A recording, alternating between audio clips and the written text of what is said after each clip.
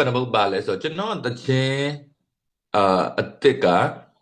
အလွန်ဆိုတဲ့တခြင်းပါကျွန်တော်ဒီရောက်တော့မှရေးပြတဲ့တခြင်းပါเนาะနောက်ပြီးတော့history is a lie ဆိုတာကျွန်တော်တို့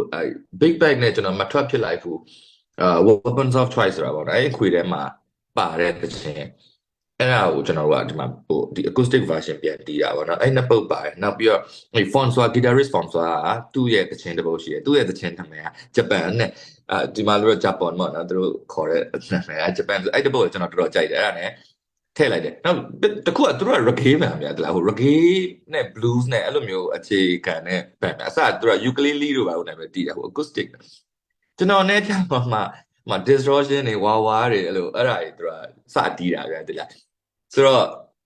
သူတို့ရဲ့ original